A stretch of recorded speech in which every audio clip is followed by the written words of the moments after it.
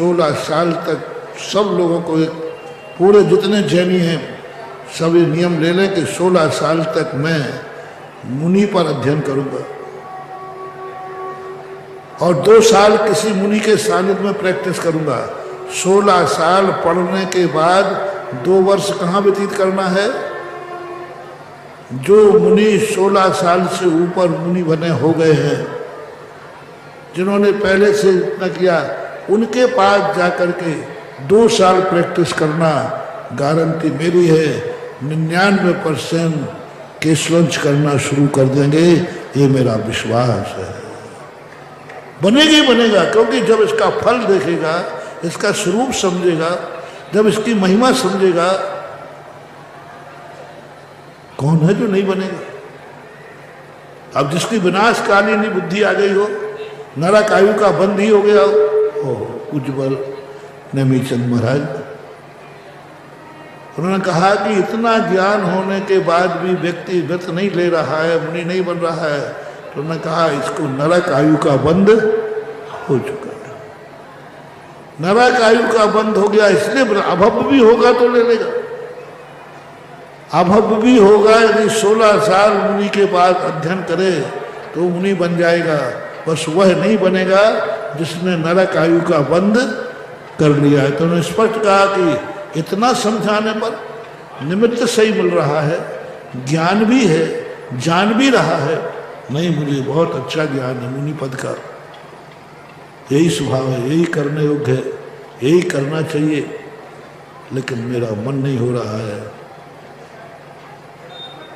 Motivation, जब तुम्हारी आत्मा बोले यह कार्य सही है, मैंने जान लिया, शास्त्र में भी पढ़ लिया, गुरु से भी पूछ लिया, पूरा अध्ययन मैंने कर लिया है, यह कार्य अच्छा है, बोलो मुनि बनना अच्छा है या बुरा? अंदर से बोलो। आप जानते हो कि अच्छा है कि नहीं? हमारा जानते हैं, बाप दादा ने पढ़ाया है, बल्दियत से है। तुम 16 साल की बात कर रहे हैं, हमारे यहाँ 7 पीढ़ियों से जानते हैं। अच्छा है, बहुत अच्छा है, महान अच्छा है, सब।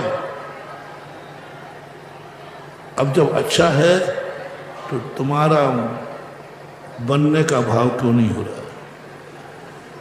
मैं कह रहा हूं जिसको मुनि पद का ज्ञान होगा, यही अध्ययन होगा, मुनि बनना सही है, वो मुनि बने बिना नहीं रह सकता, ये मेरा दावा है। हो ही नहीं सकता, असंभव। जब मुनि का स्वरूप पढ़ो, जब मुनि का वैभव पढ़ो, मुनि की कल्याण पढ़ो, तो मन ललक जाता है। भगवान की महिमा पढ़ो, भगवान का स्वरूप पढ़ो, भगवान के आनंद पढ़ो, तो मन ललकता है, तड़पता है, क्या करें, जो करना पड़ा मैं कर डालूं, ऐसा मन आता है। जैसे आप लोगों को कभी कोई धन पसंद आए, कोई आए, तो तुम लोग मन में क्या, मरूं तो मर जाऊं, लेकिन इसको एक बार, ऐसे हम लोगों को आता। मुनि का स्वरूप पढ़ने के बाद व्यक्ति को यह आता, क्या करूं, मरना पड़ो तो मर जाऊं। पूज्यवर अमृतचंद सूरी महाराज, मृत्वा अपनी कृपा, मर जा पर तू निजानुभव कर, घड़ी घड़ी मत रत्न। यदि तुझे ज्ञान हो गया है आत्मा के स्वरूप का, तुझे ज्ञान हो गया है मुनि पद का, तो मर जा, मरना पड़े तो मर जा। कितना हिंसक शब्द है जैनाचार्य के मुख से।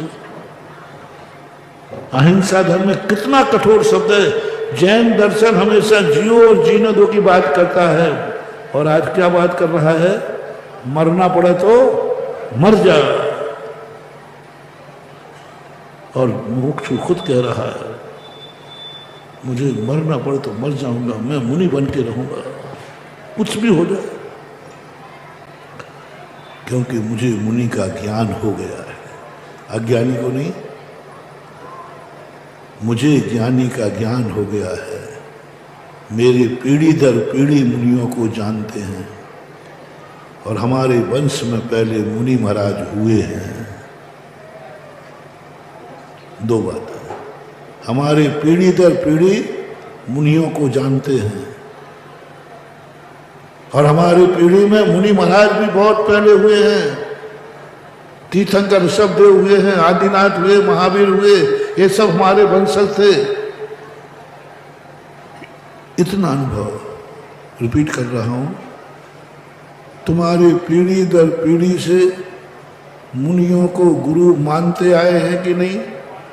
बोलो, तुम्हारे बाप मानते थे कि नहीं? बाप के बाप 3 पीढ़ी तक तो पता है।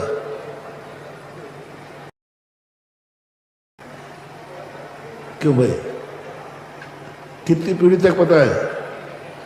3 तक पता है? हमारा 3 तक तो पता है कि हम कोई बात नहीं। क्या आनंद मना रहे, 3 पीढ़ियों से हम मुनि को जानते हैं। क्या कम पुण्य है तुम्हारा?